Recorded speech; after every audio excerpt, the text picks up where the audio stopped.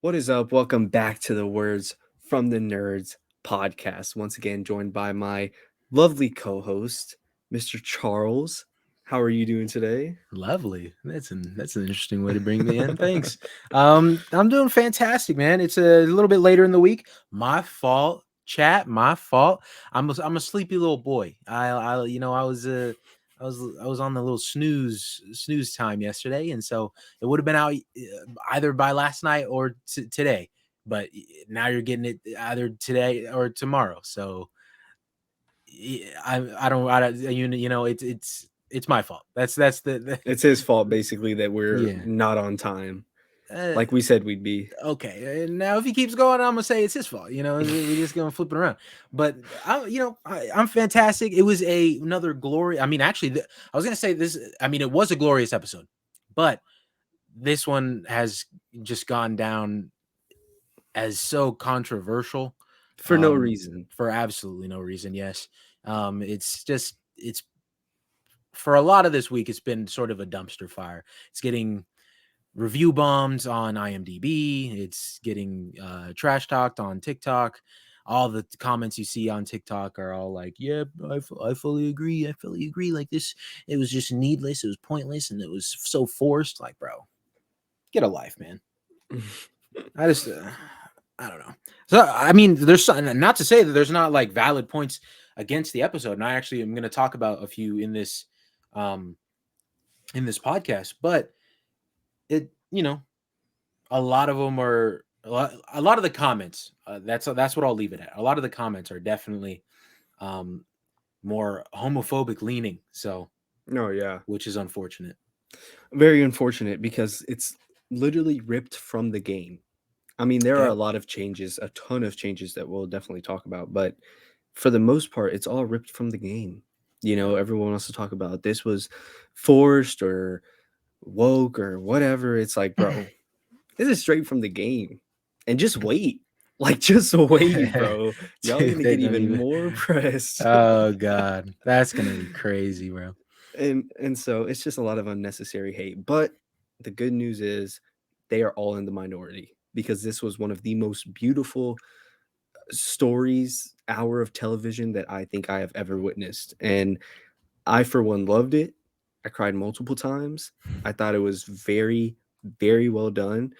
And it's funny because last week when you brought us in, you said that we survived another episode. And then you said, well, I won't say survived because it was very good. This one we survived. We are lucky to be sitting here talking about it with what they put us through. So 100%. And I couldn't have put it better myself because yes, a lot of tears were shed at multiple points in this episode. And one thing I've seen people talk about is why are people saying it was sad? I mean, it wasn't sad in the traditional sense or like depressing. It was a bittersweet kind of sadness. And I don't think one form of media has to be entirely sad or entirely happy. It is a very happy thing what happened in this episode. Yes, and like if you look at it as a full story, it is a very upbeat and happy situation, especially considering the world around them. But it's still just like the points that in the episode that are sad are like, and full spoilers if for the episode, by the way, if you guys haven't watched it yet and you're just joining to hear our initial thoughts, but full spoilers from this point on. There's points in the episode which are sad where for me, as soon as I started breaking down, as soon as they woke up the one day, and then Frank said, "Because this is my last day." oof, That's yeah. like I'm putting myself in the shoes of Bill, Nick Offerman's character. Like you were just told by the love of your life that they want to die. They don't want to be on the planet anymore. Like Yeah. you don't think that's a sad thing? Like, come on.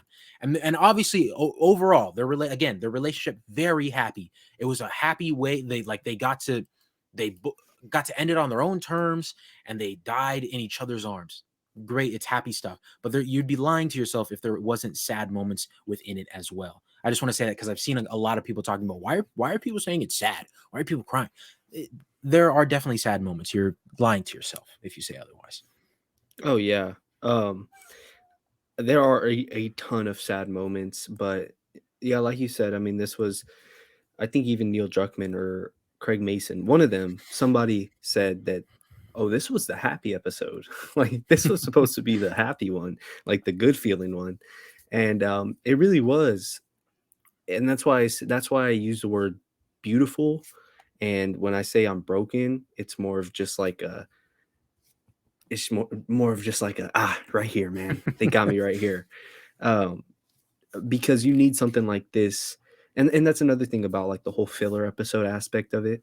You need a story like this in a universe like this, in a um, show or game like this, to give you some hope, to show you that things aren't all bad. You know, Bill and Frank got to live the rest of their entire lives. And I saw someone say that Bill knew how to survive, but he didn't know he needed Frank to teach him how to live. And that right there, bro, like you need stuff like that in a world, in a game like this.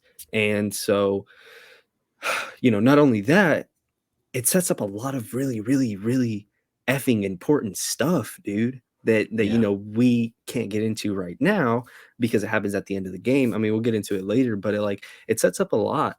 So, for people to think it's just like filler, it's like, come on, like just wait it out, trust. And I can see a lot of people after the show's over coming back to this episode and being like, okay, I see how this worked and how this fit into the story. Because decisions that are going to be made later on are going to be directly coming from this episode, directly coming from this story. And I feel like there's a lot that episode, this story could teach you about yourself, can teach you about the rest of the show. Overall, it's just really fucking important. And so that's why I really, really heavily disagree with the filler aspect of it. And honestly, it's this early in the season. Would you have wanted an episode like this the day before the finale or the week before the finale? Then I can see people complaining. It's like, bro, we're 3 episodes in. We still have a whole nother five more 6. episodes. Yeah, Yeah. 6 episodes, bro. Like, let's just calm down and enjoy the ride. It was a really fucking good episode. There's a lots of love from it. There's a lot of character building, a lot of characters to love in it and about it. So just let it ride and enjoy what you're getting. You know what I mean? Yeah. I see, the thing I was actually going to talk about was the filler aspect of it, and I can understand why people say it was filler, Yeah. because the actual story of Bill and Frank, the actual, like, what we're watching is not progressing the actual overarching story of the season. That is correct. But I also think that we use filler in a very negative connotation all the time, but it doesn't Mhm. always have to be. This was filler, but in the best way, I think. And I think Yeah. what you already talked about it for the most part. I mean, there's again, the story is what was filler, sure, because it doesn't add to the overarching story. But the themes, the very prevalent themes within this story, are very much pushing us towards that overarching story. Yeah. And that they showed it multiple. I mean, they showed it with Bill and Frank themselves. They showed it with the note. They hammered it home with the note at the end of the episode. The themes that are within this episode are absolutely carrying the story forward. So I think it's filler and I think it's not filler, but I don't think filler is always such a negative term. I know we always use it in such a negative way. Like, there's lots of filler episodes with Disney Oh, Plus fuck. Marvel shows and stuff. But I think those filler episodes a lot of the time are nowhere near as hard hitting as say like something as something like this. And even then there's no deeper even if it were, there's no deeper meaning that is also pushing it towards the end of the story, unless it just completely went over my head. But I'm not going to Yeah. go back and think about how trash Moon Knight was. um I'm always going to dog on that show any chance I get, guys. Go ahead. Yeah, Aiden likes to do it too, but when the camera's off. Anyway, but no, and I think that's the only point that I wanted to bring up as sort of like in agreement with all the people making videos on why they didn't quite like the this episode as much. I can't really get behind the idea of what we got in the game and wanting to see that rather than this in the show. What we got in the game, I think people are being a little harsh on Bill's character in the game, saying that he's just such a one note character. He is a little bit deeper than that in the game, sure, but overall, I don't think that what the game gives you at that point for where Joel and Ellie end up, I think it's completely counterintuitive to actually where they end up. Like the conversation that Bill and Joel have in the game, completely counterintuitive to how they end up at the end of that story. Whereas Yeah. this one very much is in line with where they want Joel and Ellie to go. And again, we'll talk about that later, but it's just I think it was great. Fantastic. Yeah. Um, there's a lot more that this version of Joel can learn from this version of Bill than in the game. You know, a ton more, a ton more. I mean, because in the game, Bill's just constantly telling him, "Get her out! Like you got to get rid of her while you can. Get her out Yeah. of here." Blah blah blah. In this one, it's almost like Bill's indirectly talking about Ellie. You know, in his mind, that note was for Joel and Tess. He says, "Look, if you really want to make a move on Tess, like you kind of look like you do." I mean, at the end of the note, someone pointed out that he says pair rabbit with um, the name of the wine. So he was telling Joel, if you want to make a move on Tess, because I know it's there, do what I did to get Frank. And so when he's talking about keep Tess safe, and God put men like us on here. Um, So we have a job to do, and God help any mother efforts that stand in our way. He's oh talking about Tess. Um, and at this point in time, the only person he has right now to protect is Ellie. He has to get her to the Fireflies, and he has to protect her while he's there. So Bill is indirectly talking to Joel here, and giving Joel a lot to learn from. I'm sure Joel can see from like the wine and the candles and everything, and the door being left open. I'm sure he can pick up on like what happened there, and it's just that part, like you said, hammers it home, and that's when I lost it. That's about like the second time I lost it when Ellie's reading the note out loud, man, because implication, it's implication. It's all about implication, and a lot of people that haven't played the game don't know that yet. So I can see why they think it's filler. You look at mhm. this and you're like, well, the story didn't really progress. Yeah, it didn't, but it set up a lot in the future, and it also explained a ton in the past. How did Joel and Tess meet up with Bill? How do they even know Bill and Frank? Um, and then it shows why 80s means trouble. It shows how that code came to be, and it shows why it was playing. It wasn't playing because there was any clickers around. It wasn't playing because of the raiders that came by. It was playing because Bill and Frank decided this was it, Yeah. and they needed Joel and Tess to get there and kind of take over. So, yeah, in a sense, I can see it didn't move a lot of story forward, but it set up a lot going forward, and it also explained a lot that we've seen before. So, Yeah. Joel can learn a lot from Bill, and I think it was a very important episode. And yes, while a lot didn't happen, I still think it was very much needed, and I absolutely loved it 1,000%.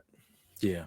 And another thing also to the point of it not moving the story along, for the people that wanted what we got in the game but just retold a little bit differently, that's essentially the same thing. It's we're not moving the story along until they get to the truck and they start driving away.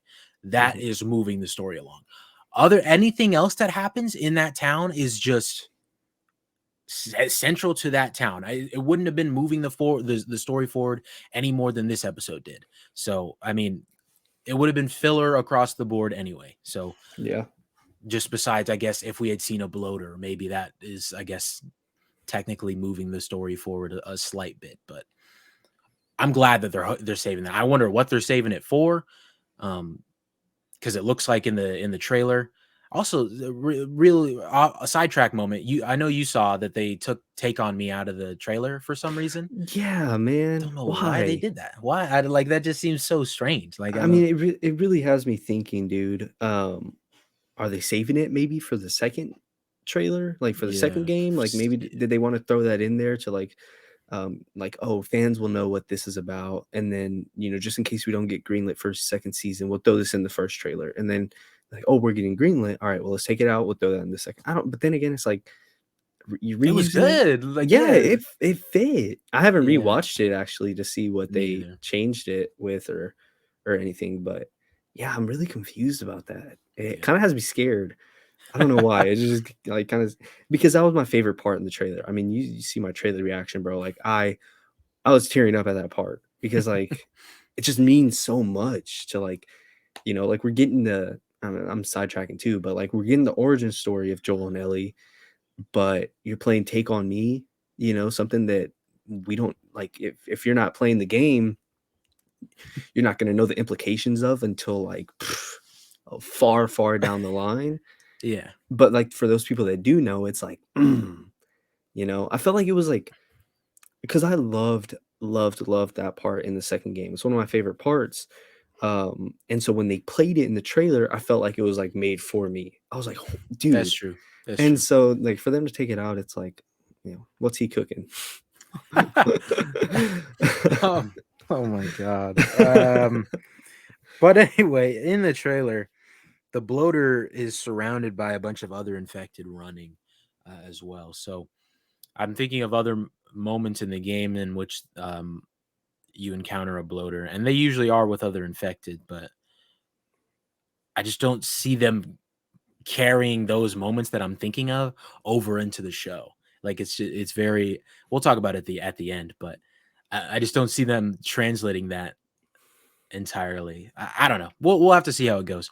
But overall, I mean, you guys wanted it to be more of a progressive episode, but then you also say that you wanted it to be more like the game. It would have ended up being the same sort of fillery type thing. Exactly. But we'll just dive right in with all of that talk out of the way. Um, we open the episode with Joel stacking rocks onto another rock right next to the river, sort of showing that he's still mourning Tess, mourning the loss of Tess. And actually, that brings me to another point I wanted to bring up because I saw someone's video. They talked about how in this letter that Joel is reading, he's getting this advice from someone he has openly said that he doesn't really care about. He doesn't have any sort of feelings for Bill. Like he's just a guy that like Tess was rather close with his boyfriend, and Hmm. his partner. And so why is he going to listen to Bill's advice and take that to heart? I mean, what do any of us do when we're going through a heartbreak or going through we're grieving or we're going through anything like that? I think I saw who was it? I want to say Matt Damon, but I know it was. Oh no, it was Ethan Hawke. It was Ethan Hawke, I think, who said in this interview that like we turn to like poetry and stuff like that when we're like really down in the dumps or whatever. And so as they showing at the beginning of this episode, Joel is still mourning the loss of Tess because they were a lot closer than they were in the game. But anyway, so Joel is sitting there struggling with this, and so he's looking for a way through or a way to deal with it all. And so he's told by somebody, sure, it could be a random somebody, doesn't really matter, that he needs his purpose in this world is to protect other people.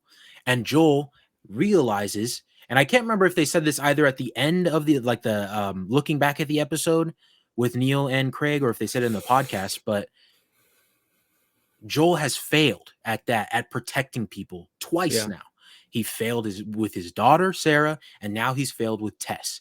And so he's still reeling. It's probably doubled because he realizes that he failed with Tess as well after, and then so all the feelings with Sarah are coming back as well. So Joel is super down in the dumps, and now he's like, "Well, why do I suck at this?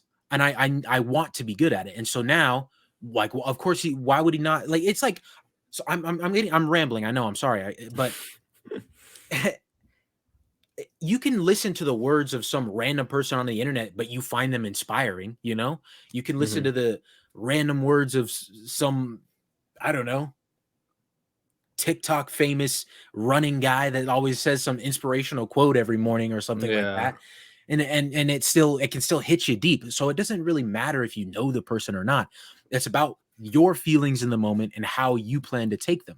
And so Yeah. especially with Joel snatching the letter, going outside, and visibly you can see that he is distraught. It's Oh, like yeah. he's going to take those words to heart. He's going to take those words and put them into actions. And so I fundamentally disagree with that video I watched. Yeah. Um, yeah, I completely agree. You can see it on his face, and you can even see it, um, right after he finishes reading the note, and he comes back in, and he's like, "All right, if you're gonna come with me, we need some rules." Basically saying, "If you're gonna come with me, you need to follow this so that I can protect you, because we're gonna do this thing, for Bill, for Tess, for the Fireflies, but I'm not about to lose another one." Even if he's not that attached to her right now, he still has it in the back of his head, and he's like, "All right, I'm gonna have to protect you. I'm gonna have to get it right this time." I don't think it matters who the fuck said it, if I'm being Yeah, honest. And so, yeah, definitely agree with you there. Um, we did not have a cold open this episode, like you had mentioned last week, yeah, yeah, which there wasn't really much they could have done. yeah.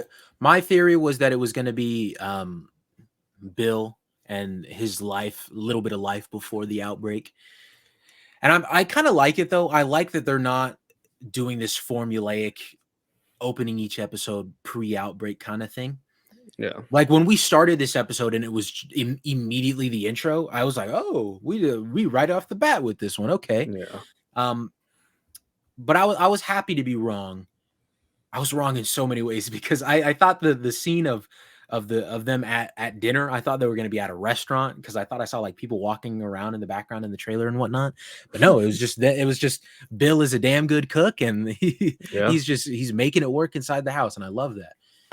But yeah, no, I guess it wasn't really needed here, especially with knowing who Bill was or is as a person. We don't really need to see his life before the outbreak because it's very apparent by just the show showing us around his basement and yeah, he's just a yeah, complete prepper. We know what his life was like before the outbreak. It was yeah, just like this. And so it was this I thought it was a perfect way to start it off and I not to say that I don't want more of those type of cold open sort of things. I'm interested to see if they'll do one for Sam and Henry. And I actually just saw in a comment on YouTube recently, someone mentioned, what if they do that for Ish, for the Ish stuff? The Ish yeah, stuff, for those of you who don't know, is it's like this isn't really a spoiler for the future. It's a completely optional and missable thing in the game, but there's these while you're playing the game, if you've never played it before,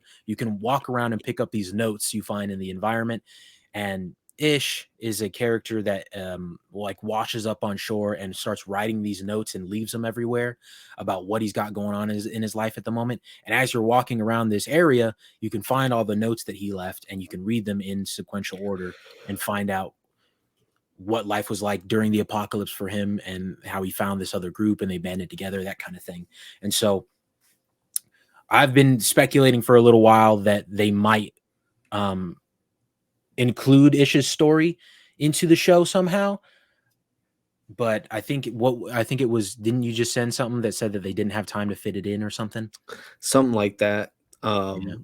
Which I'm assuming either that maybe they touch on it a little bit more and like maybe have it brought up in dialogue, or just didn't have time to film anything about it. Yeah, yeah. And so if they don't get around to it, it's a little bit of a bummer. But at the same time, it was an optional story thing anyway. You totally could have missed it if you weren't looking around hard enough. So, but the YouTube comment said, "What if the cold open was like about Ish and like their storyline and how they survived?" Which I think would have been slightly cool, but also it's just kind of seems out of place. Maybe like if it's not really. Um, I don't even see how the themes from something like that would carry over to what Joel and Ellie got going on. Yeah, no. I didn't really mind it at all that we didn't have a cold open. Looking back on the episode, I don't think we even really needed one. Uh, but it does feel kind of weird that the first two got something like that, and then just the rest of the season's nothing. Like, I don't know, it just it kinda feels weird, or if they do start doing these again, and then this is the only episode that doesn't have one, but I don't know. I still think those first 2 were very needed and were very, like I mean, not really needed, but regardless, they were still very cool. Yeah. So, but yeah, I love the cinematography of these first couple of, sequences with Joel and his fists in the water, and then basically building a grave for Tess, with the rocks and stuff. I do wanna point out a line whenever, um, Ellie's, like, trying to talk to him, and then he's, like, eating the food, and he just throws it to her, and she can, like, tell that he's, like, upset, and she says, "Don't blame me for something that isn't my fault." And Joel just looks at her, and he's like and just You're right. nods Yeah. like, "Alright, you're right." And he's like, "Alright, let's go." Because I just before that, he was just like the way he's like, I don't need your sorries. He's the whole time he's sitting, he's sitting there thinking like, damn, this little stupid ass kid getting my girlfriend killed. I hate her ass. Yeah. And All like, I because don't of want your her. sorries. Yeah. And then It's she's just like, "Look, nobody made you do this. You all want to do this to get your equipment and your batteries and whatever. So don't blame me for something that isn't my fault." And yeah, it kind of like clicks with him, and I really appreciate that because it just shows like a compassionate side of Joel. It shows a human side of Joel that we're definitely going to see a lot later in the show. And I think that's perfect. I think that's good. That's something like it's refreshing seeing him just be like, all right, you're right. Just seeing anybody be like that. There's a lot of people, a lot of shows where somebody will say something like that and it just creates more feud, more tension between the two. Whereas in this one, he's just like, yeah, you're right. yeah. And he's like, let's go. So I also like it because Ellie is definitely trying to convince herself of that as well. Like, yeah. don't blame me for something that's not my fault. And it's further amplified. This is further amplified at the end of the episode when she begins to talk to Joel specifically about Tess again, and then he cuts her off and says, like, "Don't talk about Tess. We're done talking about Tess." Because that second time at the end of the episode when she brings her up, it's definitely in more of a like she's going to say I'm sorry type of way Yeah. because of what she read in the note. Um, and so she does feel a little bit guilty for it, and you can rewatching this, you can tell that she's just trying to convince herself of this, but it's just not working. So Yeah. And like I said, dude, I mean, we're gonna get to see a lot of stuff like this come to fruition later on in the show. A lot of these things that have happened, a lot of stuff that kind of would fly over my head, would fly over a lot of people's head had they never played the game before. Um, a lot of stuff's gonna come back. And so I think that was like a really good piece of dialogue right there. It felt like a true Joel and Ellie conversation. you So know, you know. yeah, I could really appreciate that.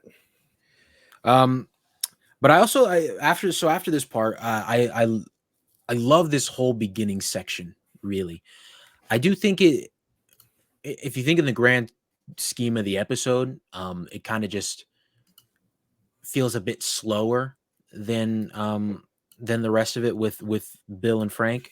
But this part with Joel and Ellie, I like it because it gives you a little bit more insight into the world and the idea of what happened and how it all went down.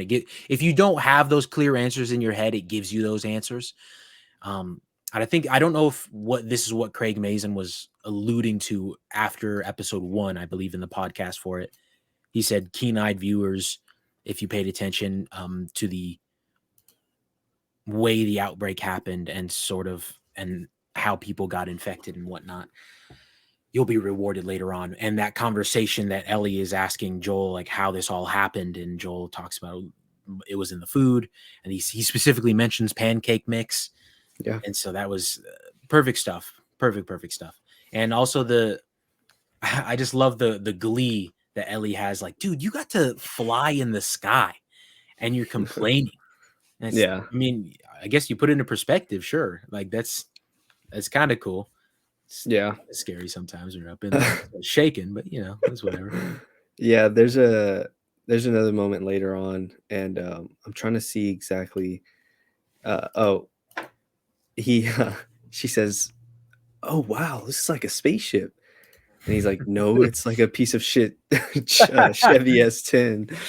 Um, but yeah, it puts a lot of perspective on things because obviously Ellie's an apocalyptic baby. She Yeah, never knew life before the outbreak, and so I can appreciate these little moments where it's just them talking. Um, and not to say that she didn't feel like Ellie before, but this episode she felt a lot like Ellie yeah. from the game, a lot like her.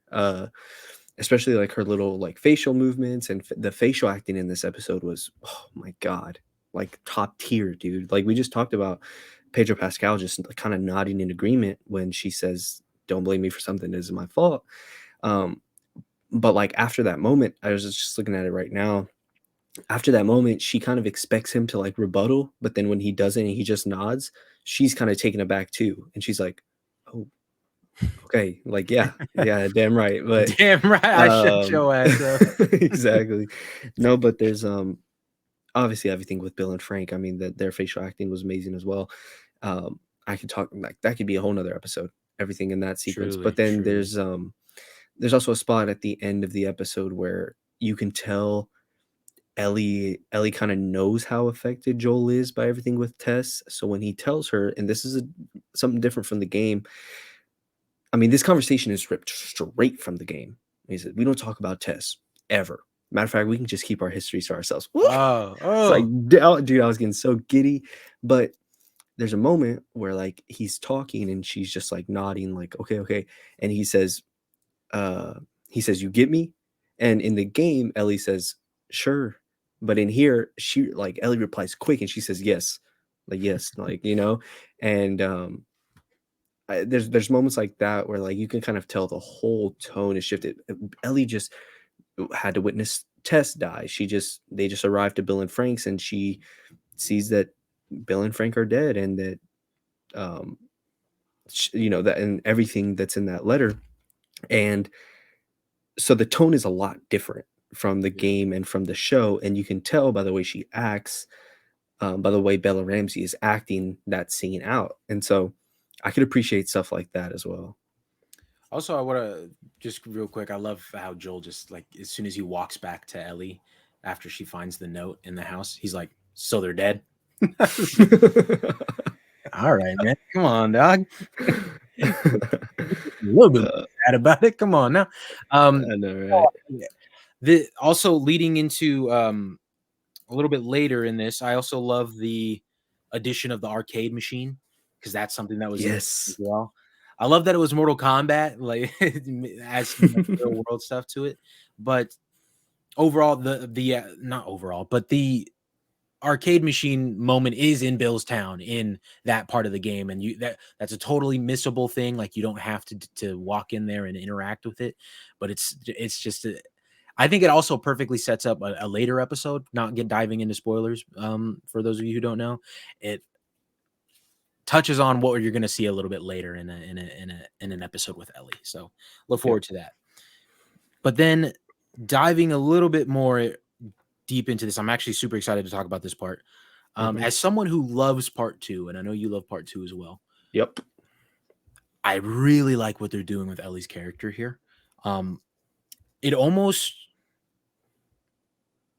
kind of works as a disservice though to her character currently and the innocence of her character, I believe, because part of the well, I don't let me rephrase because I don't think it's also I don't think it's black and white. I don't think it's so black and white as to you're innocent or you're not, you know?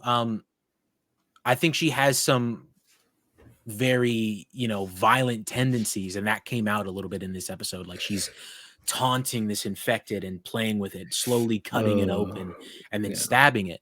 And so I like that because I like part two, and that's the elements of that Ellie from part two are sort of the seeds there. I know we've said this before, are being laid, and I love that. Yeah. But also just knowing Ellie from the first game, and which is what this is, it just doesn't quite seem in line Yeah. with her character. And I don't want to dive too deep into that because there's specific lines that I would use to reference that, but those happen later in the story. So we'll talk about that towards the end. But just in terms of Ellie's character now, I just feel like it's not quite it's a little bit too far from where I think she She is should right be now. right Yeah, now. like she shouldn't be so violent right now. Yeah. I Um, yeah, that kind of caught me off guard. Like my jaw dropped when that happened because I wasn't expecting it. I was just kind of like, "Oh," you know? And Mhm. we know part 2, The Last of Us Part 2, Ellie has some problems. She has some problems for sure. But part 1, Ellie, you know, she doesn't really. And if she does it, it's not right now. And so yeah, that kind of caught me off guard, and I was kind of wondering what the significance of it could mean, or like why she could have done that. Like, it could be like she hates this clicker and it's in a vulnerable spot right now, so she can do whatever she wants with it. She can stab him, cut him up, and she kind of wants to, and she hates him because she can't get infected, but everyone around her can, Yeah, and so she's still feeling the guilt of what happened with Tess, and, the guilt and of other stuff, you yeah, know? yeah, yeah. Yeah, That's and that's s the part I was gonna touch on too. Yeah, yeah, and, so she feels she's having, like, survivor's guilt, and, I think that's what this is right now, her taking it out on the clicker, and but, like, I don't know, that was just, like that was a lot. It yeah. definitely was a lot. I guess the way I rationalize it and think of it right now, because I think you're spot on with what you said. We all know that she has survivor's guilt. That's a thing in the game as well, and I think that's what that is right now, especially when it comes with infected, because infected took away Tess and the other thing, which we'll talk about later, and so she's angry with them and she wants to hurt them however she can, and so right now, the only way she can do that is one that's stapled under all of this rubble. And granted, it's a very violent way, very sort of sadistic way, but I think it's all sort of, I don't know, showy, I guess, for her. Like it's not really her, but she wants it to be because she's so angry with the infected. Like she just hates the world that she's living in, and why is she like this but other people don't get to be like, as you said. And so Yeah, it like false confidence, that's the word I was looking for. That yeah. was like the pause I was having. It's like she has this sense of false confidence, um dealing with with these infected, then that will turn into real confidence later, like with part 2 stuff we know. But as of right now, it's not quite in line with her. So Yeah, that like I said, it kinda caught me off guard, and I was like for a minute, I was kinda wondering why she did that and, like, what maybe that what were they trying to convey with that whole scene? Um, but it was easy to kinda, like, move past it and forget about it, because we know this Ellie is not anywhere near the Ellie in part 2.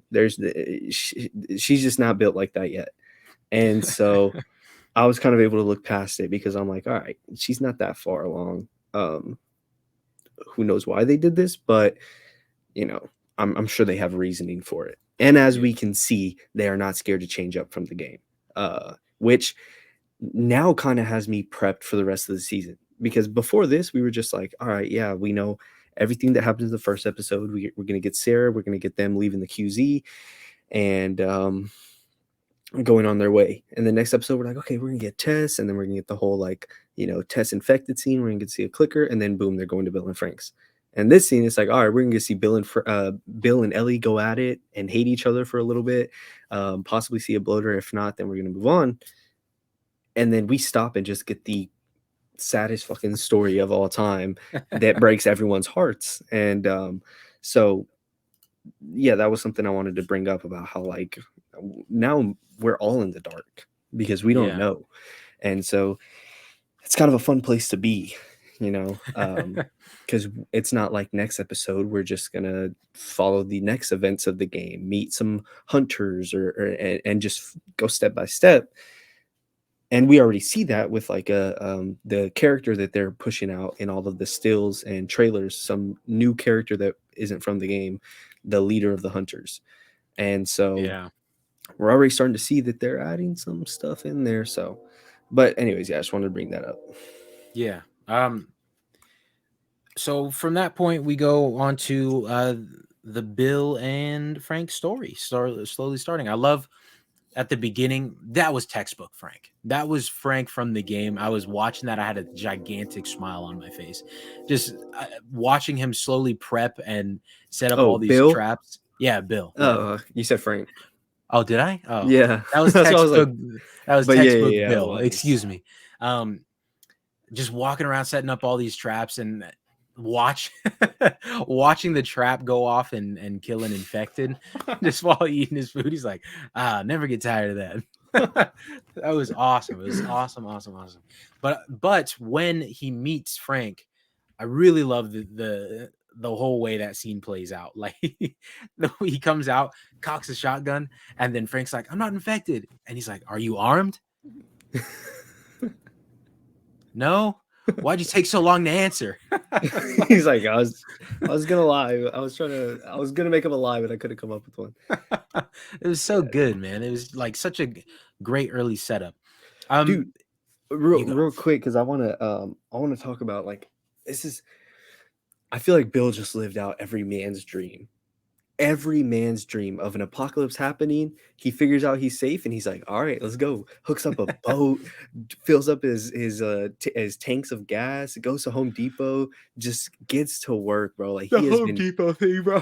so good, dude. It was so good. And so like I loved that montage so much because like you cannot sit here and tell me that you've never thought, all right, if an apocalypse happens, first thing I'm doing, I'm going to Walmart, I'm getting this, I'm gonna give me a truck, and like just planning out everything you're gonna do. Yeah, And Bill that's just like fucking did it, bro. that's exactly like all the Call of Duty zombie players that are like, dude, we've been waiting for something like this. That's how they imagine that this whole thing would go down.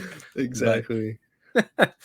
um, the from the moment of him climbing out of the ladder and like the Arby's line, which we saw already, but it was still a good line. Um, I thought they just played right away. They played really, really well off each other. Murray Bartlett, absolutely fantastic. I loved it. I actually right before, like probably 2 weeks before the first episode aired, I watched all of White Lotus season 1. Oh wow. He's really, really good in that. And Nice. obviously, I only know Nick Offerman from Parks and Rec, but he's Ron Swanson, pretty much. Ron Swanson, just like without the deadpan comedy. Yeah. Even though Bill has a little bit of it, but the scene when they actually go into the house and then the piano, man, the Mm. piano, the piano moment. We knew that they were gonna play this I, song because there I was knew it. there was a picture that they released of the episode slightly before, and it had Frank sitting at the piano with the book open, and it had Ah. long time written on it. We knew they were going to play the song. I think we knew the title of the episode too, but I didn't put two and two together like that yet. But Well, I was gonna say, I thought you were going somewhere different because whenever they were playing that song on the piano, I was like, if something happens, if something bad happens, and this song plays at the end of the show, I'm gonna lose it. And then, sure enough, he's like, "This is Linda Ronstadt. Don't you know? You know who Linda Ronstadt is?" She's like, "No, I don't know who Linda Ronstadt is." And then, sure enough, it plays, and but I knew once he started playing that song, I didn't know what song it was, and I didn't even know that song was going to be in the episode. Um, but once he started playing it, I was like, "This is going to be their song," and it's going to play at the end of the episode, and it's probably going to wreck me because at that moment, at that point in time, I was still under the impression that Bill and Frank, their relationship was going to go the way the game went. So I'm gonna jump a little bit forward here, and then I'll come back and bring it back with you. But like whenever we see them arguing, I was like, oh shit, this is where it happens. yeah, Frank's gonna go hang himself. This is where like I thought all that stuff was gonna happen, but I'm so fucking happy that we got what we got. But yeah, seriously. so That's where I thought you were going with that, but, oh, that's cool. I didn't know that they had dropped that still before the, show. Yeah, I saw it slightly before, but I once I saw it, because I don't like see like, especially if it's like 2 days away. Same with like Yeah, Marvel movies and stuff. I don't like watching clips and stuff. If the episode, like the Disney Plus shows, they always drop a clip like the day of the episode dropping. It's like, why would I watch this? If I wait 8 hours, I can watch it with the episode. yeah. So I try to just swipe away from all of it. But I did see that picture, and I saw that someone said that the song on the book that Frank had in front of him said "long, long time." But Nice. that whole scene, man, like you could just slowly feel it building. And like you could tell Bill was nervous, man. And just seeing Bill nervous is so like it's a thing that you never think that you'll see in your lifetime after you've played with Bill, that version of Bill in the game. And Yeah. so seeing it all happen like that was just it. I don't know. I was giddy because, like you said, it was switching it up. I guess you didn't say for the gaming, but it's still switching it up from the game. And so people who have played the game watching it and just have no idea what's going to happen. And even like you said, like once after that, I also want to say that going off the rails of my point for a quick second, that was a perfect cut, I think.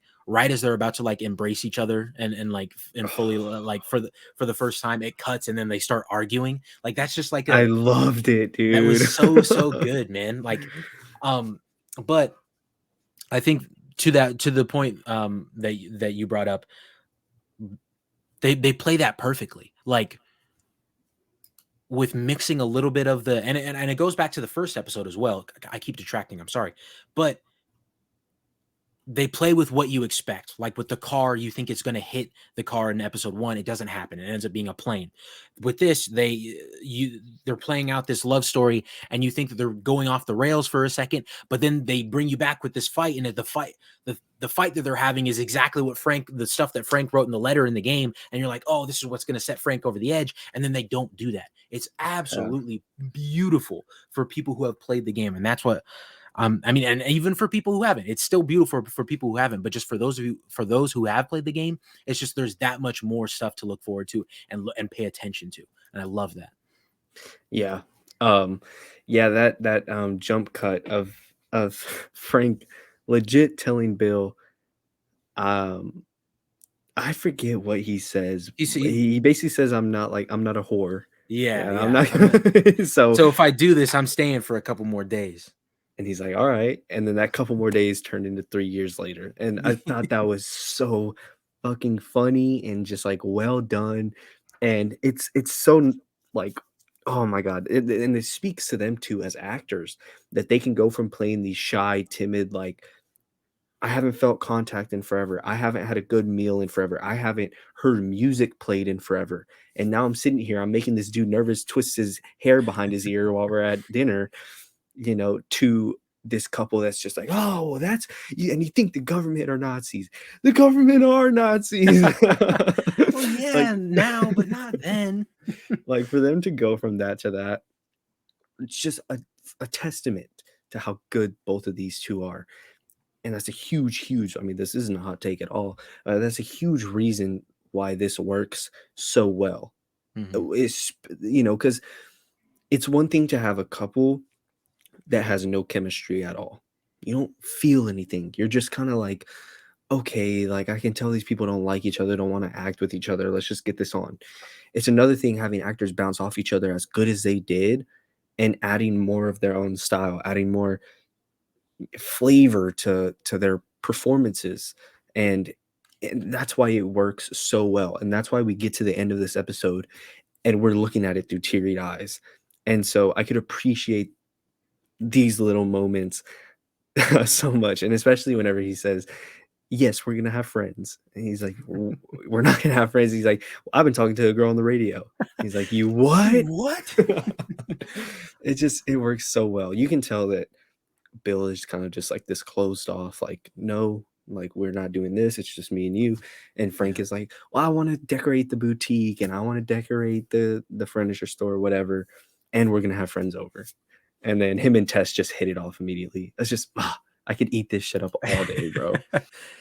Going back to the piano scene for a sec, um, something they talked about in the podcast was actually something that I've always wondered myself, because I've always thought like it's got to be really, really hard when you're gay and like you don't understands fully sometimes, like if someone else is gay and so you don't quite know how to approach the situation, if like if you feel like you could be comfortable in that situation. I've always wondered how they just like, if they ever just know that the other person is Yeah. gay.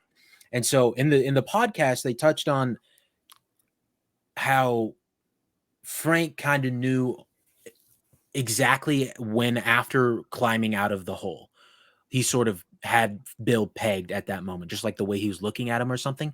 But the Yeah. moment I actually like the most was at the piano when Frank then asks him, "Who's the girl?"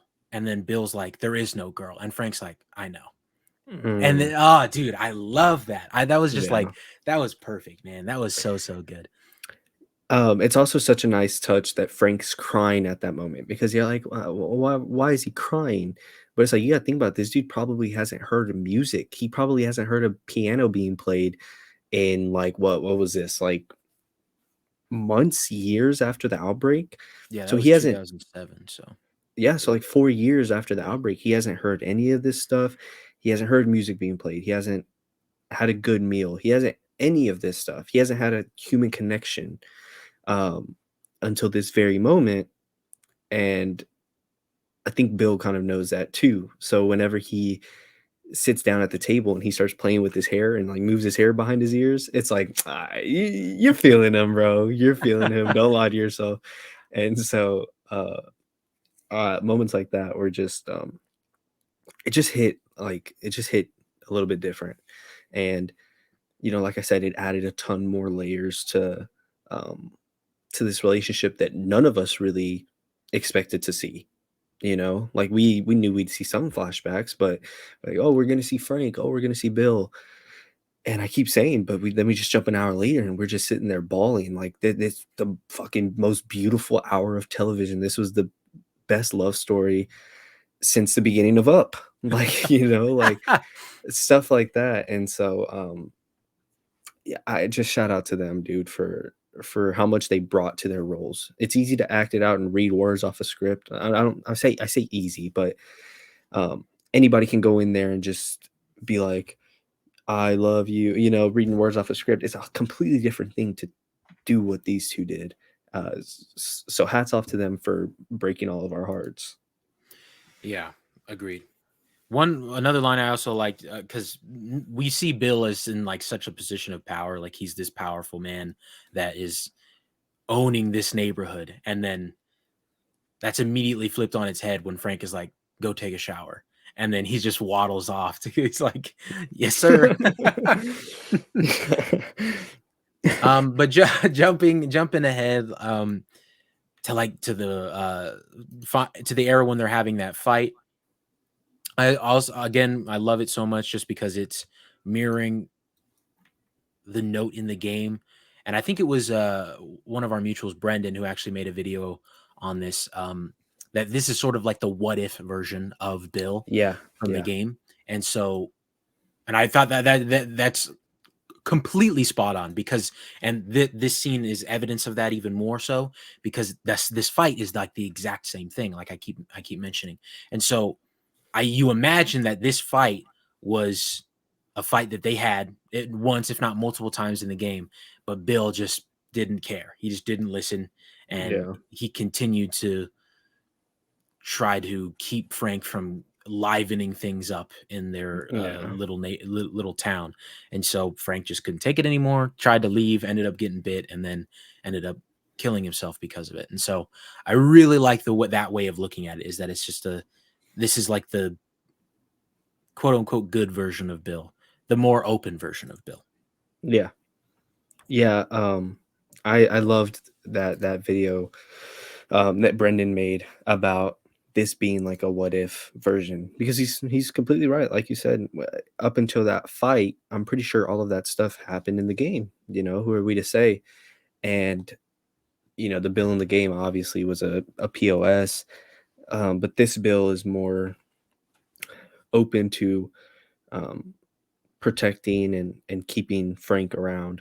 And so this is the version that we get. And it's cool that that we're living in a universe where we can get both sides of that. You know, we can Mhm. get a version of Bill in the game that's just like a version of Bill and Frank where Frank had like hated Bill so much that he literally wrote in a letter, "I'm gonna take my life because that's better than lasting one more day with you." Yeah, And jeez.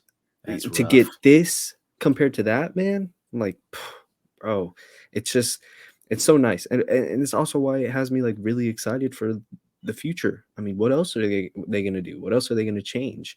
Yeah. Um, and stuff like that. Like, I mean, I was about to let a moment slip out with Ellie and someone, um, but yeah, dude, like stuff like that. It's gonna be real interesting. I thought it was really cool too that we got to see Tess again, in this episode shortly after that fight. Yeah, That was a cool surprise. They looked much younger too, so dude. Yeah, the the makeup department that's making Tess and Pedro that's making Anna and Pedro look older is that like they're in their Duffy right now, bro. That is crazy, honestly. They look so good young right now too. yeah. But I love at the beginning of this scene, Frank's like, "Can you not please?" And then Bill just has a gun on the table pointed at Joel. That's so awesome, bro. Yeah, dude. It just it speaks to his character even more. But overall, I love how Frank and Tess are the ones to connect with each other here, and Joel and Bill connect, but they don't really connect as much as Frank and Tess do, and it's just they're just there to talk shop, essentially. That's all Yeah, they like, they're work buddies that just yeah. tolerate each other. And so and Bill, they talked about this in the podcast as well.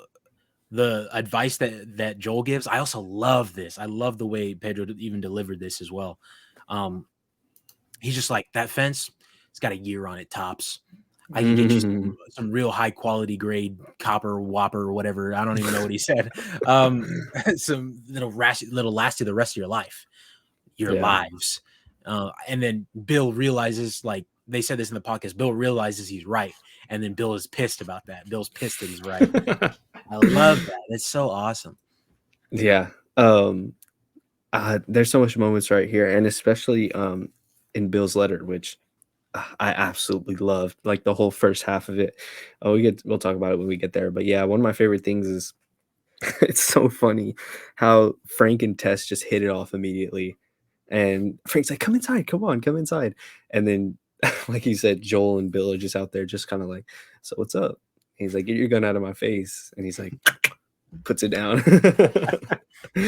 It's just so, it's just so funny, and then him trying to relate with Bill, talking about, like, "Well, if my partner brought strangers into our situation," uh, I think they played off each other very, very good as well. I think Bill played off of everybody, which, I mean, he only interacts with, like, what, 2 people in this episode, but you can tell, like, Nick Offerman speaking to people in their Duffies, bro, Nick Offerman absolutely Truly. smashed his role. Um, absolutely. Couldn't agree more. Then we get into the strawberry scene. Oh my gosh, this strawberry scene, man. I started tearing up right here. It's just because it's like you said with the music. Imagine not having heard music for years. And then imagine not having, I can't remember how far this is in at this point, but imagine not having strawberries for, let's just say, like 10 years almost. That's Yeah, got to be a crazy thing. And this moment shared between two people that love each other, it's it's so the way it's shot too. Like you talked about the cinematography earlier on yeah, in this, with the sun peering through the bush in the background, and the way yeah. Nick Offerman gives that like little cry giggle laugh thing. Mm.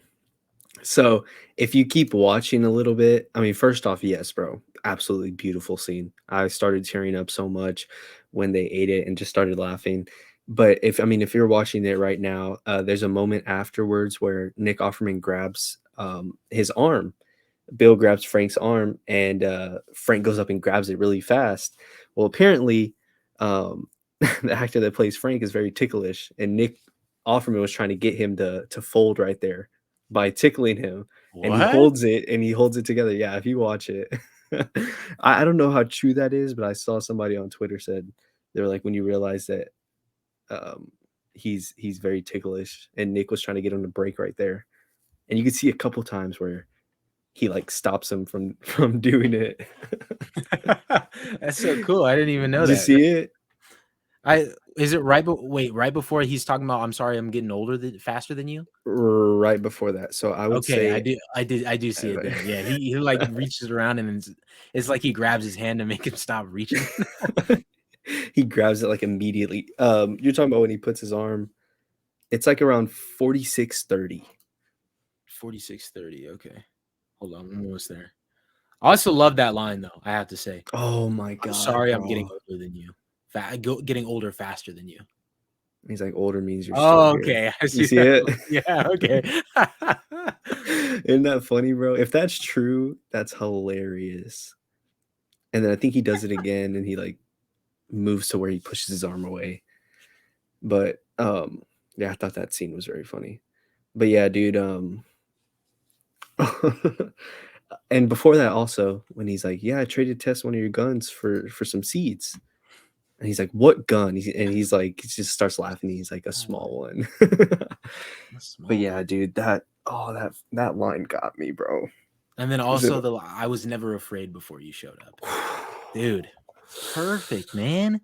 Why are they like there's so many good lines in this Why is this episode, show dude. so perfect, bro? Like, who Exactly. let them craft this show and make it this damn good? So good, bro. And just so well done too, from both of them. Oh my god. I'm sorry. I'm watching it. It's Gosh, fantastic. take your Fantastic, time. bro. Take your time. That's crazy. Um, and then we get to the Raiders scene, which I was actually super looking forward to because I was wondering how this was going to play out. And I really think that this is where they subverted the expectations of a post-apocalyptic show even more, especially a post-apocalyptic show with a couple. Yeah. Like you're expecting this entire time, even as someone a fan of the games, you're expecting one of them to die. And if you're a fan of the games, you're expecting it to be Frank. And I also love how they subverted our expectations some more when Bill is brought inside onto the table and then Frank starts working on his wound.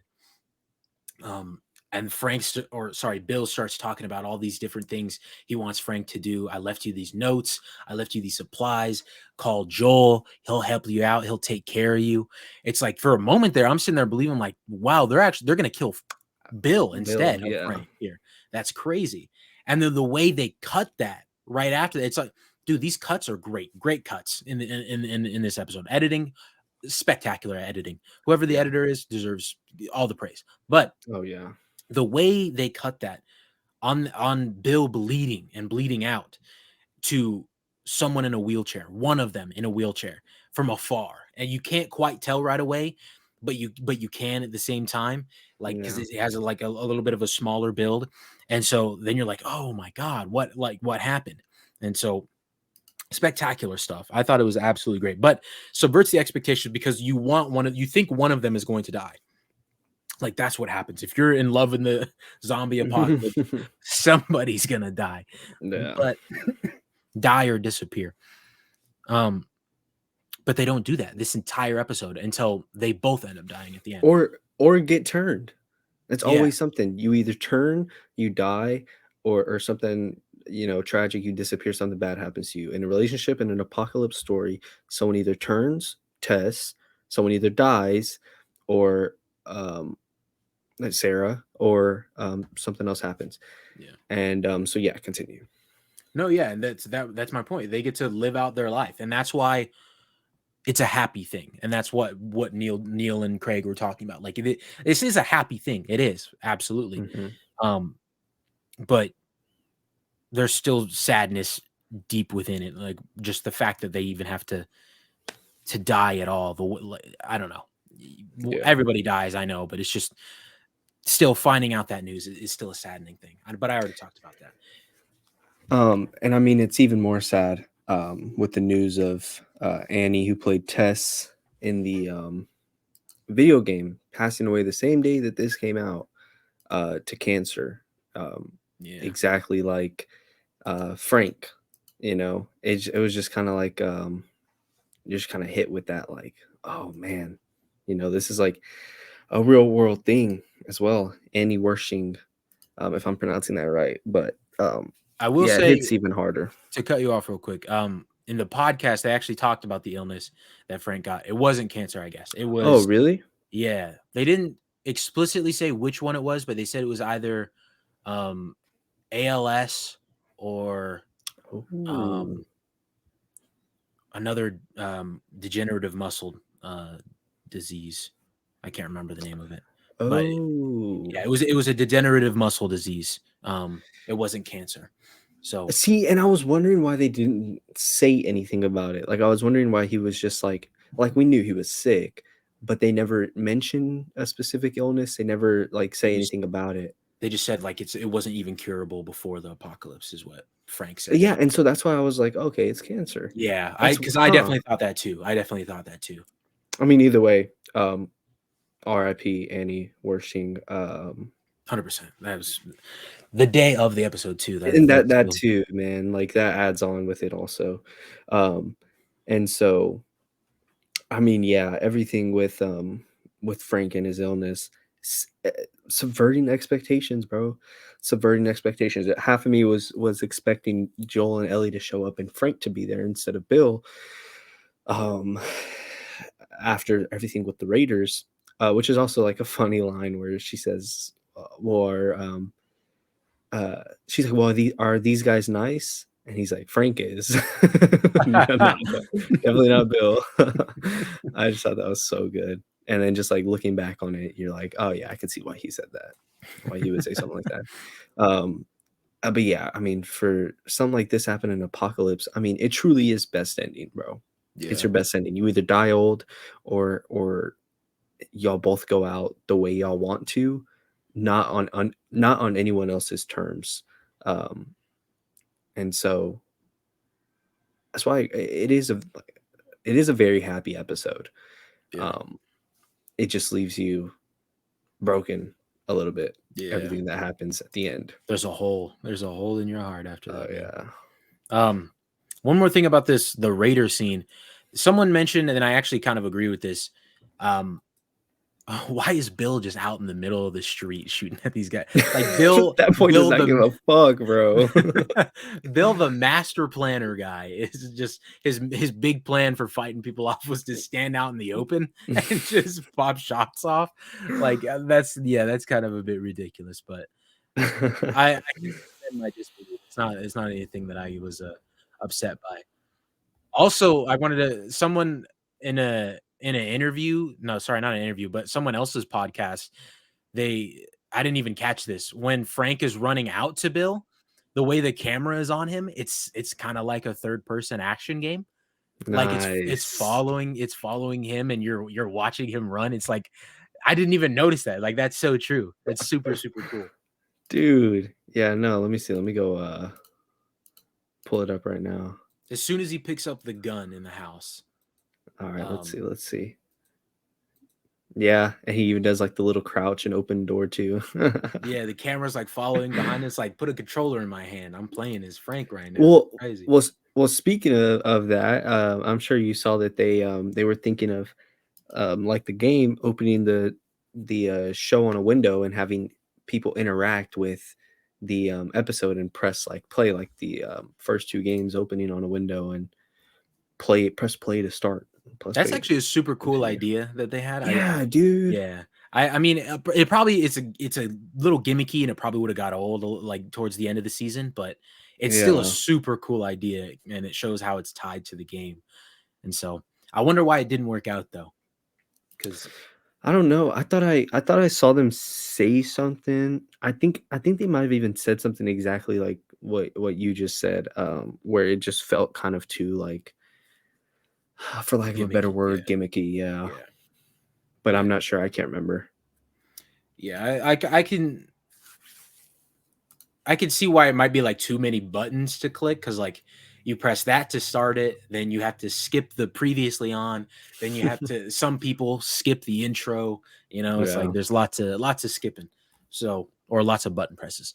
So I guess I can understand it for the idea of, everybody's lazy. So Yeah. Yeah, well, we know that. Um, and so, uh, but yeah,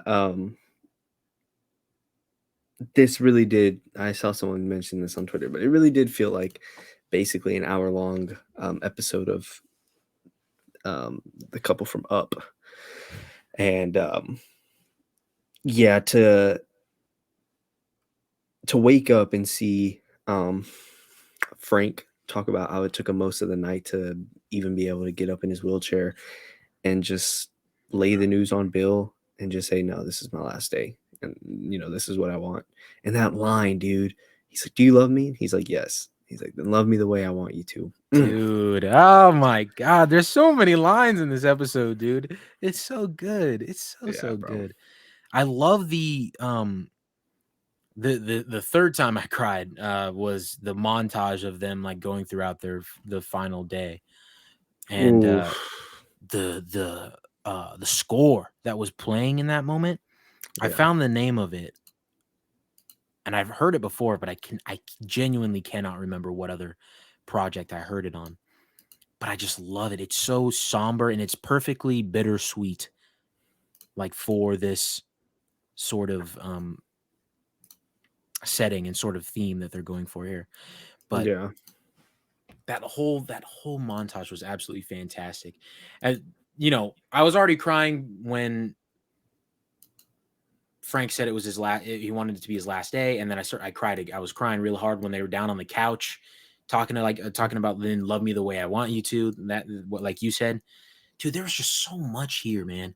yeah. The whole last 20 minutes. last 20 minutes of the episode, gut wrenching. Oh Yeah, my bro. god, man. Yeah, that's score. I mean, dude, that whole scene did it for me. It's just like I don't know. It's just something like the eeriness of like knowing it's their last day. I mean, when they got married, when they put the rings on each other's fingers, and then he's waiting for the dinner, and he looks up at the same desk that he was at when he first got to Bill's place, and he just smiles, and like you can kind of see him start to tear up. I lost it, bro. That's whenever I was just like, I was sobbing. He just This kind of looks at it with like a stale face, just kind of like, I remember that. yeah, dude. And you can see like the changes, man. Like there's flowers everywhere. You see Frank's influence too on the inside of the house. It's Yeah, dude. so damn good. Turning the plate, all of it is just all in one episode too, bro. Like the way they play this, you feel like you're watching something coming to a culmination, like Avengers Endgame, after you've you've watched them throughout 10 different years. But like it was all Yeah, in one episode. They brought you through a whole lifetime. yeah, dude. They brought it all around. It's just I don't know. It's perfect, dude. Yeah, dude, and that's what I was thinking whenever you had when we were talking about everything in the episode and we had got to some certain point and I was like, damn, dude, we still have we have a ton of stuff. Like this whole week I was just thinking about like stuff that we could talk about, stuff that was just like heart wrenching and whether it was funny or sad or what implication it had and stuff like that. There's just so much to love in this one. Easily my favorite episode so far. The last line that I want to bring up that was oh my god, fantastic. Um, I'm old, I'm satisfied, and Mhm. you were my purpose. Dude, that was like, oh my god. I was Yeah, swelling. I was my eyes, they were done. I needed to be yeah, done. dude. It was just oh my god, man. The Who wrote, director, bro? Like who wrote for Craig, this show? I think Craig Mazin wrote this episode. Oh my god. Um, but the director, Peter Hoare, bro, like, jeez, man. I gotta give it to him. This is fantastic. Everything about dude. it was just so well done. And then It oh yeah, how did I forget about this, bro? I'm listening to it right now. The I don't want. I'm trying to dance. I want to dance around the spoilers for but the scene towards the end of the game, the music from. Did you catch that while you were watching it? Well, uh Bill is walking Frank to the room, the music that's playing. as Bill is walking Frank to the room. All right, let me see. Let me see. I thought you were talking about long, long time. I was like, No, what do you mean from the game? Like that song was not in the game. Holy shit. Hold on. Let me because I don't want to. There's only one way I can describe the scene in the game, but and then that would just spoil it. So, okay, let me see. I'm gonna go listen right now. dude, I was cheesing when this is. I was cheesing with smile. What? I was cheesing with tears in my eyes when this is happening. When this music was playing.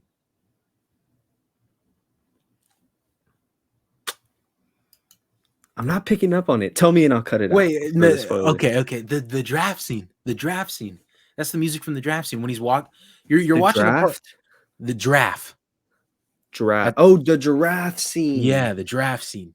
Oh, that is? I Yeah, didn't pick up on that. there's some music from the draft scene. As he's walking into the room when he's in his wheelchair, dude. I was like, I I was Oh, floored, bro. That is the perfect music to play here. dude.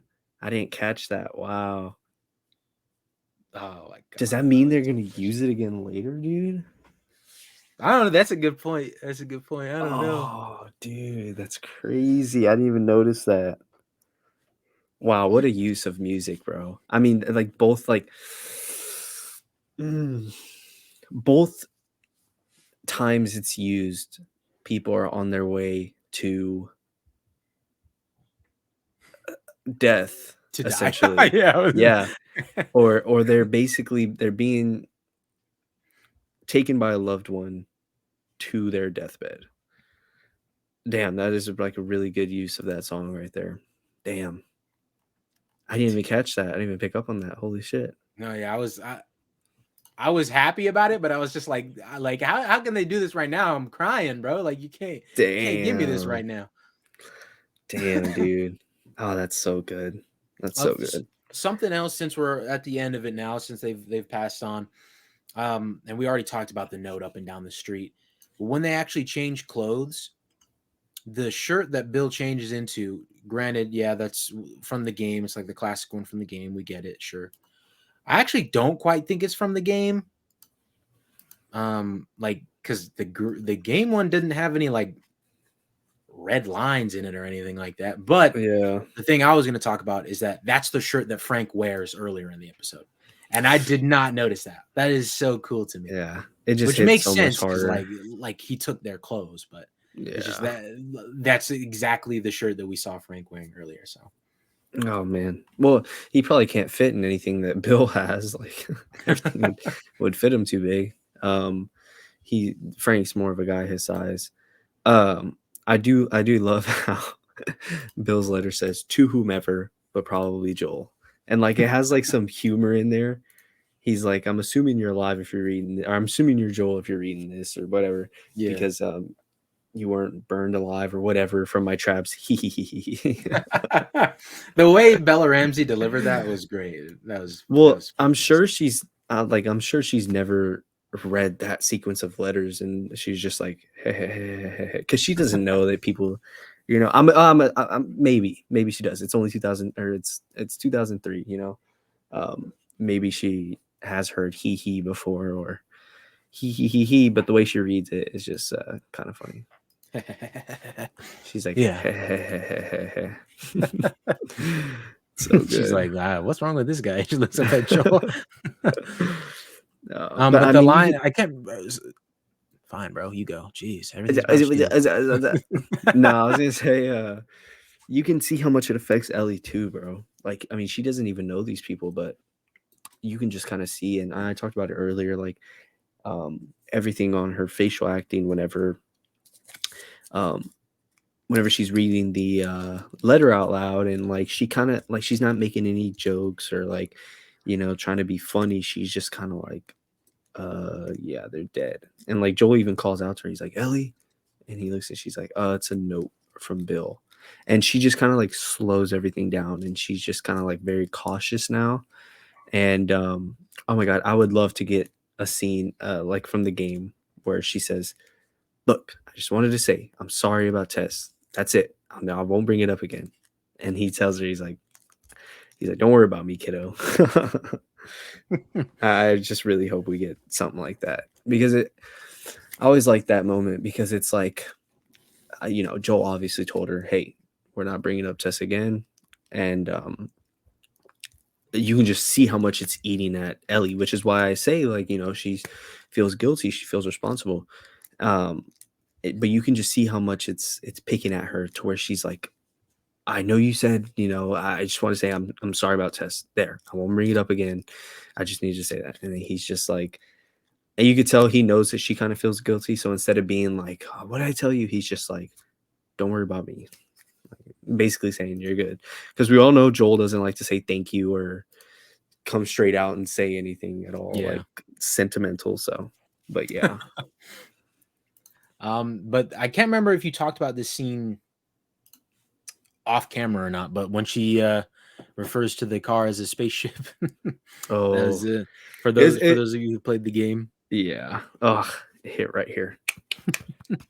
I got instant flashbacks, but it really, yeah, like we talked about earlier, it puts a lot of things into perspective. Because she's an apocalypse baby, she don't know any of this stuff. She sees a car Yeah. and she's like, "Oh my gosh!" And Joel's just like, "Oh, this is a piece of shit Chevy. What are you talking about?" um. Um, but yeah. Go Yeah. ahead. Yeah. Okay. I was just gonna say the I haven't seen a lot of people talking about this. The Ellie taking Frank's gun. Ooh, yeah. So I wonder if that is going to play into the scene later in the game where she has to, um, Use it. yeah. Or is that too much of a spoiler? You know what? We finished talking about the episode, guys.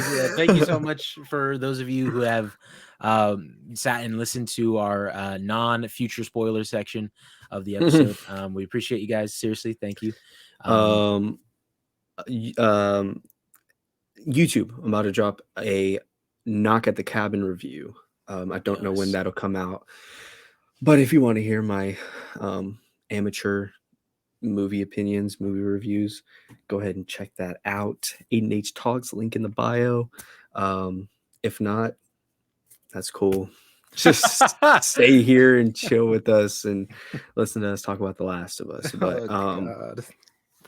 But yeah, link for that will be in the bio. And yeah, Speaking of YouTube, if you guys are watching on YouTube, be sure to hit the subscribe button, hit the notification bell, hit the like button. You know we're worth it. I mean, come on, look at us. Listen to our voices. You know we're worth it. Come on now. But seriously, thank you guys so much for watching. Those of you who have, or you have something else to say? yeah. No, I was just gonna say so. Like, so anyways, just a little couple more things. And then we can close off the non-spoiler section. Basically, just whatever. It's just some funny moments and stuff. I'm gonna check off whenever he showers, and she's like, "Ooh, you look pretty," and he's like, "Shut up," and Shut he up. throws her like the clothes or whatever. She gets her iconic shirt. That was awesome. We knew that was coming. Yep. And they get in the car, and we get a little taste of what's coming next week. Whenever she says, This man's a "This diehard isn't car half seat bad." fan. Dude, I just love that scene. I feel like it's like a very important moment for them too. Like they had just gone through everything with Tess. They're about to go through some other crazy stuff with the hunters and stuff next week, and so they're about to go through some crazy stuff. They just got done with Tess. This moment is just kind of like because he looks at her and he's like, "You need to get some sleep," and she's like, "I'm not even tired." And then she falls asleep, and he's just kind of like, I just feel like it's a nice little moment. It's like the calm before the storm, because after that we have like a lot of a lot more traumatizing events. Like you thought they were done, bro. Like we have a lot more traumatizing events, especially some for Ellie, coming up. And so I feel like this is like one of the last times that they can just kind of like, all right, we're gonna spend some time together. And I'm sure in the show she's gonna say, "Well, I'm not family," and he's like, "You're cargo."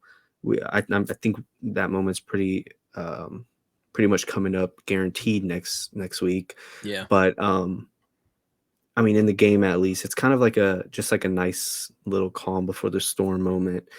And I just think a lot of people will really like that scene. A lot of people that haven't played the game. So I just like that little nod to the game where she says, "This isn't half bad," or "This isn't that bad." Anyways, um, yeah, we'll close it out. Yeah. Again, thank you guys so much. If you're listening on Spotify, be sure to drop our podcast a follow on there and give us a 5-star rating. Again, we're worth it. We're coming at you with all this content every single week. We're gonna have even more. We're probably gonna do a Knock at the Cabin one, maybe. I don't know. We might, I'm down. because I'm seeing the movie tomorrow. So, but anyway, seriously, thank you guys so much. We will be back next week with episode 4, talking about all the good stuff with the hunters. But if you are a fan of the game, you've played the game, you know everything that's going to happen, you've played part 2, stick around. We're going to talk about what we what we think is going to happen, what we think all this themes and stuff from this episode mean for future stuff later on. So, yeah. But overall, those guys who are leaving, thank you guys so much. Adios. Peace. 3, 2, 1. All right, we're in the spoiler section. What's up, everybody? Okay. Okay, why don't you kick us off with your favorite Yeah. spoiler?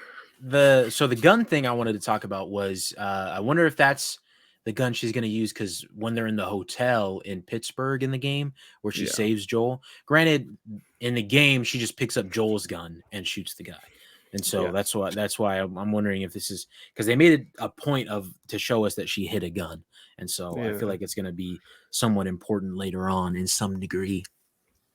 Um, if I had to guess, I'm assuming that they do go by that, and she uses the gun, and she does the whole like, "Oh, I shot the hell out of that guy, huh?" And then like Joel basically kind of gets onto her instead of like praising her, Yeah, which is why I said like he kind of sucks at being sentimental and saying thank you because you know yeah, he gets pissed off at her, and then like in the game, he's talking to her. He's like, "Oh yeah, people used to stand in front of that and take pictures," and she's like, "I know what a I don't know backdrop is, something along those lines."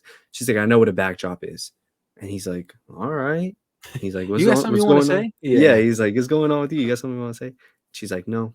All right, she just starts giving him a lot of attitude, yeah, and the father in Joel kind of picks up on that, and he's like, "Well, I'm gonna let you help me here." And he's like, "You start shooting these guys and like whatever," and starts talking to her. And then he says, "And about what happened back there, you're right. It it was was either me. him or me." And she looks at him and she knows, and she says, "You're welcome." But she doesn't say that to him. She waits till he leaves because she's like, he's saying thank you.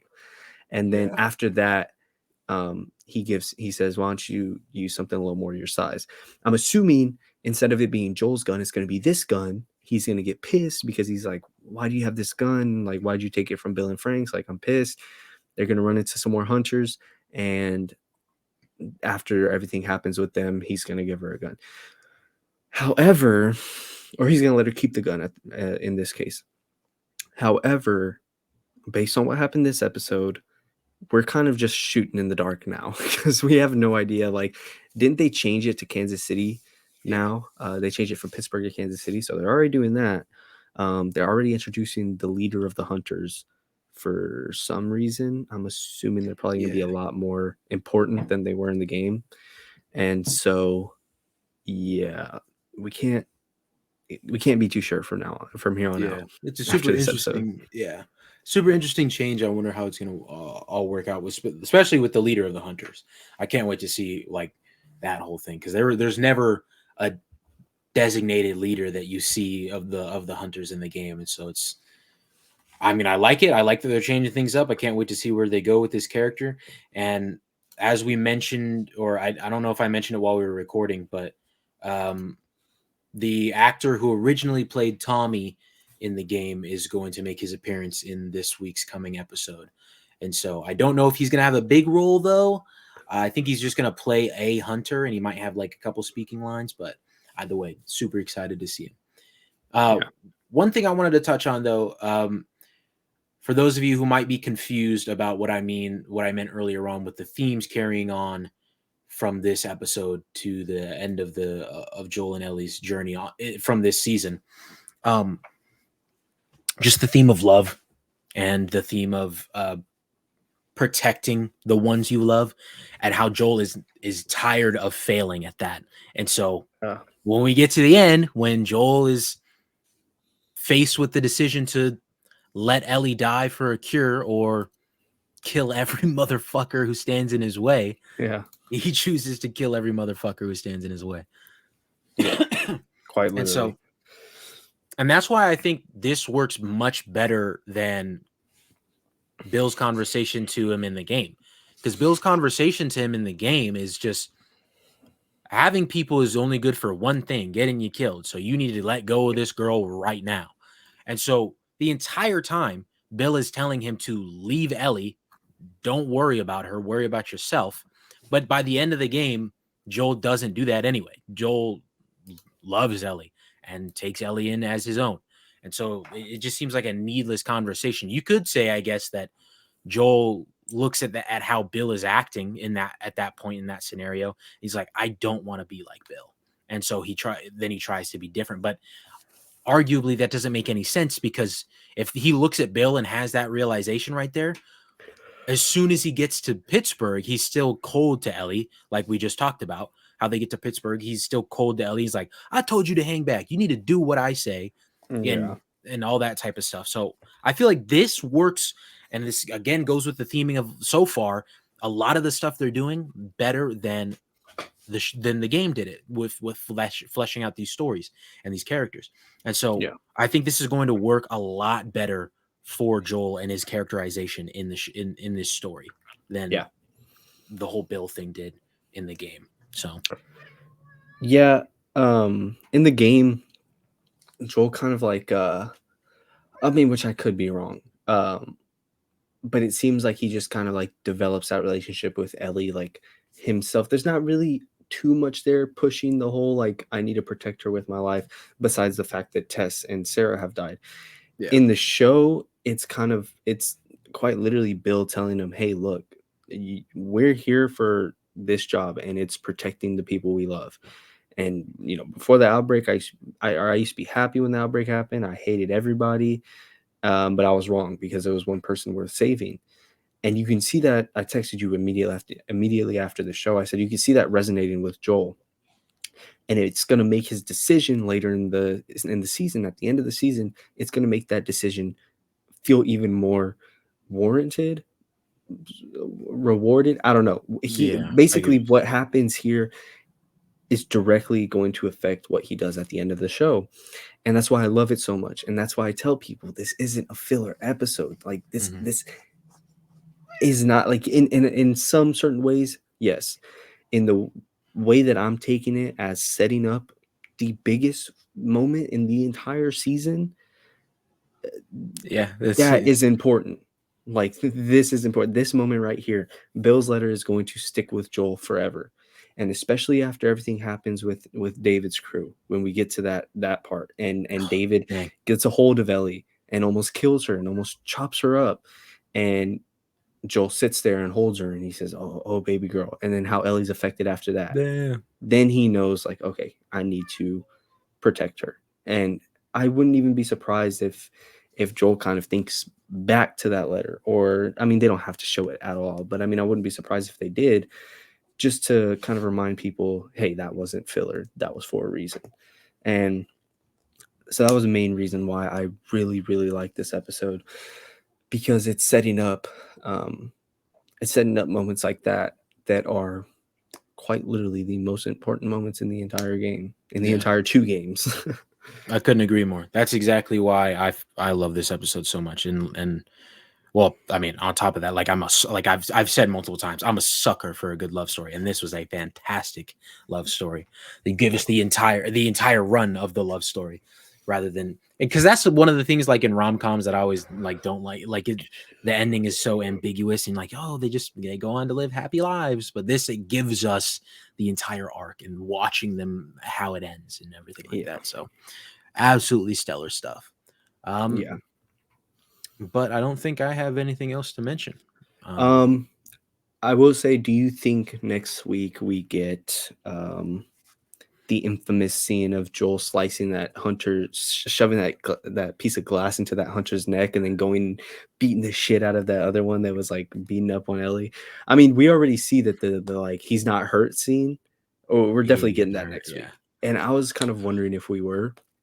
So it looks like we are. We'll probably start the episode out with them in the car, their little jokes and whatnot, and then they'll come up upon that guy who is not hurt, get trapped, kind of go through that whole thing.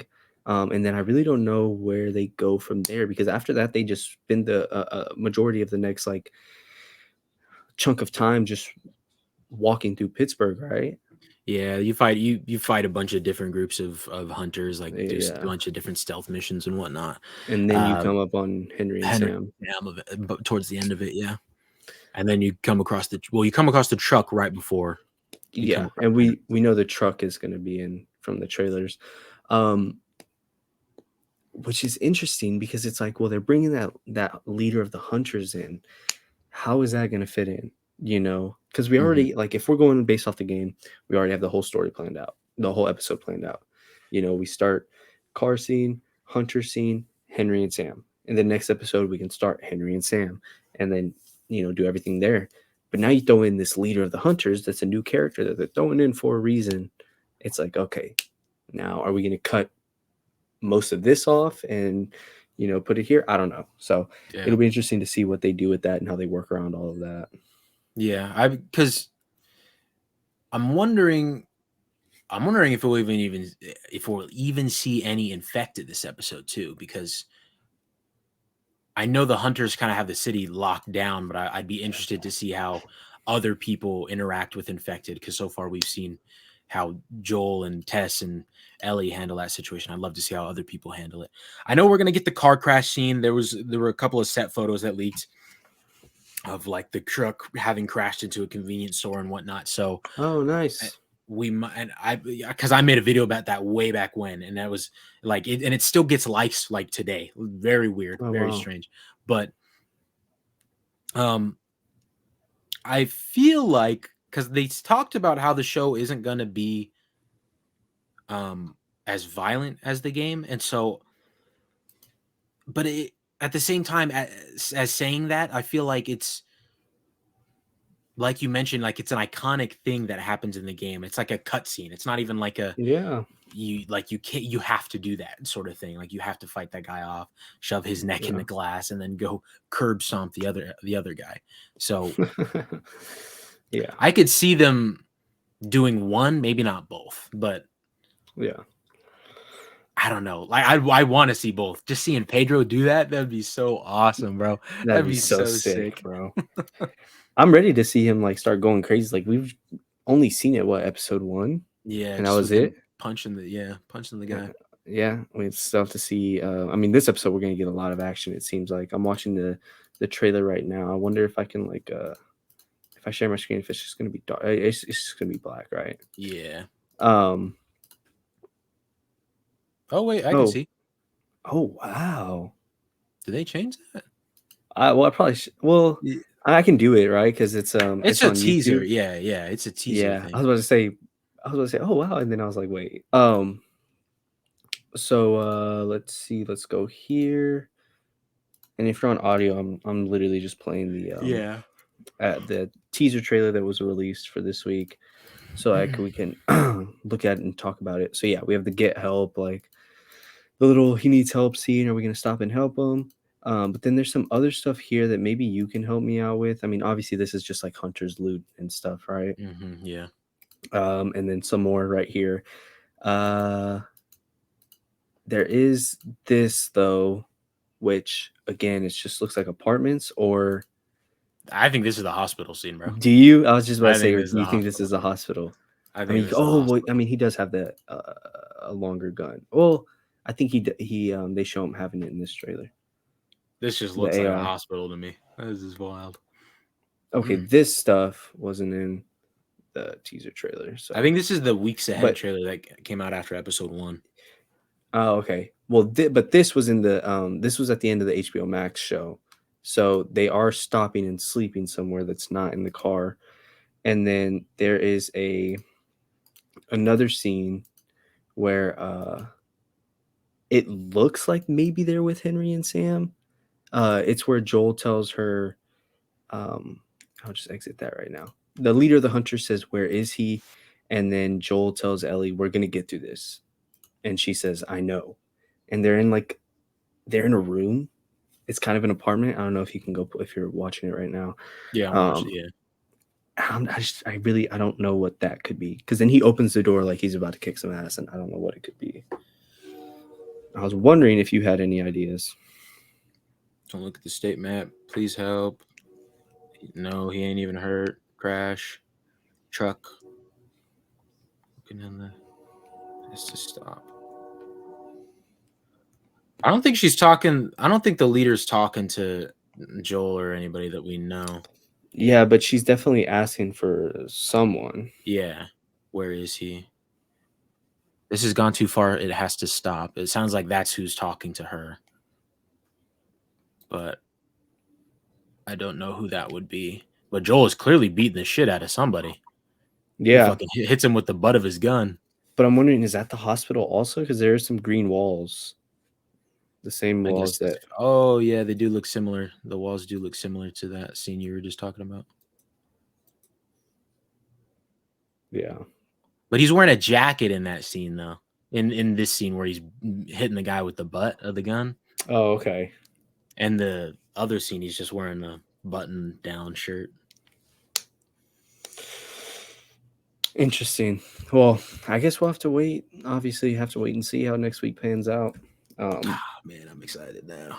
yeah, That's we're right with. I mean, people have played the game, are right with everybody that has not at this point in time because what they did with this episode was wild, yeah, they but changed it up. very So welcoming. 100%. Yeah, overall, I love the episode. I thought it was a really, really, really well done. Um, Yeah. I'm excited to hopefully see that they can keep up with that kind of thing going on. Obviously, I don't think every episode even has the potential to live up to what this one was, and not everyone has to. But the show has been spectacular so far. Like literally, not a single episode has let us down, and so Mm-mm. there's still 6 to go. I mean, it's definitely time for them to do that, and I'm sure there's going to be one that is the most disappointing of all of them. But I hope that conversation that we have around that episode is that it wasn't bad at all. It just wasn't my favorite. It was the least favorite out of all of these. Yeah. So Um, yeah. And we still have a lot of trauma to coming up. Ellie and Riley, David's crew. Um, him, oh my god, the other Sam one. and Henry. Yeah, Henry and Sam. That's one that slipped my mind. Henry and Sam. The draft scene, the hospital scene. Joel lined Ellie. A lot of stuff that we have to cover that I am just like, bro, these past 3 episodes, Sarah, Tess, Bill, and Frank, like, and we still have all that other stuff, bro. It's crazy, dude. They struck gold when they decided to make this show. Honestly, It money. didn't HBO, weren't they talking about, or did I just like, was this like a fake tweet? Something about HBO wanting to acquire a new video game address to make another show. I think And I then a heard lot about of people were that too. quote tweeting it and being like, Red Dead Redemption, you need to make a Red Dead Redemption. If I I had heard to about pick, bro, I'd pick either Red Dead or Detroit Become Human. I would that. Ooh, love to see Detroit Become Human in a TV I show. didn't even. Plus, all the actors are modeled after like Yeah, out real of life actual. people. Yeah, I I didn't would even love to think about see. that. Yeah, I would Watch love to them see a not use the Detroit Become people that Human. were modeled. I know, right? Just random people. Um, I think it'd be cool. Like, I don't know. Denis Villeneuve made Blade Runner, and that's how I would kind of imagine this world. Not as like futuristic, but like I would kind of imagine it like that. I don't think I wouldn't think he'd jump on a whole TV show, especially a video game. But someone with that like kind of experience, that kind of style, making a Detroit Become Human game for HBO Max, be beautiful, bro. Truly. I'd love that. But anyways, um, Yeah, that's all I got. Yeah. Thank you guys so much, all you guys, for watching, listening. Again, if you're on YouTube, drop a subscribe, hit the notification bell, hit the like button. We appreciate you so, so much. We would do the same for you. Trust us. Trust. Yes, sir. Spotify, Apple Podcasts. Follow the podcast. Give us a rating. Give us a wonderful rating. We appreciate each and every one of you guys. Seriously, if you want to find me, my name is at It's Cubson on pretty much everything, except for Twitter. It's Cubson _ I might change my Twitter at now that I'm mentioning it, but for right now, it's Cubson _ But yeah, I upload on TikTok, all Last of Us stuff and MCU stuff here soon. I need to start talking about Quantum Mania 2 weeks Oh away shit. from Yeah. today. That's crazy. Um, Damn, dude, it hasn't even felt like honestly, I'm not even ready for it. Like I went to go I'm watch all Knock on at the Last of Us Cabin. right Yeah, now. that's what Yeah, I'm it's like saying. I went to go watch Knock at the Cabin, and then I saw the new trailer for it, and like Ant-Man's talking to King about like, we had a deal, and I mean, Jonathan Majors is like curb stomping his face in, and I'm just like, oh damn. And it's like February 17th, and I'm like, oh shit, that's literally in 2 weeks. So I mean, I have my tickets bought already and everything, but yeah, me I'm too. just so dude. And then um oh, I think it was it's one of these next Sundays. Yeah, it's actually next Sunday. It's the Oscars are next Sunday. Is it Cause weren't a whole bunch of people talking about how the Super Bowl the Super Bowl, the Oscars, and Last of Us are yeah, all on the same day, same time? I yeah, think so. I think I saw that. the But is that next week though? yeah, the Super Bowl's on the Oh, on the because the 12th. Super Bowl's next week. So I guess. Holy shit. Mhm. Wait, so the Oscars are next week? Oh my god. Then I have to make that video quick. What I Yeah. was talking to you about. Mhm. Anyways, yeah, and so they're like, you know what? We don't care about viewership, nothing. We're dropping on the Super Bowl and on the Oscars, and y'all are gonna still watch that It's shit. And so, 100%, bro. That's what I'm watching. You got oh me hell yeah. bugging. You think I'm Which I'm watching kind something of else? pit. I mean, dude, those are like my three favorite things all come together: football, um, Movies. movies, Yeah. and like just video game, TV media, whatever, all coming together. I'm just like, oh, damn, I'm gonna have to pick one, bro. I'm gonna have to pick one and just have like one screen Oscars, one screen Super Bowl, and just I don't know. We'll figure it out. Anyways, we going on long. Charlie needs his beauty sleep. Thank you, everybody. Wait, where can That they find you, dog? Where can they find you? You're oh, uploading a YouTube video soon. Come on now. um, Aiden H Talks, YouTube, TikTok, Instagram, Twitter, Aiden H Talks. Link tree in the bio for all of my stuff, all of Charlie's stuff, all of Ben's stuff. And yeah. So that was The Last of Us episode 3. All my spoiler homies hanging out right now at work, driving. Y'all stay safe, y'all stay focused, and we will see y'all in the next one. Next week. Adios.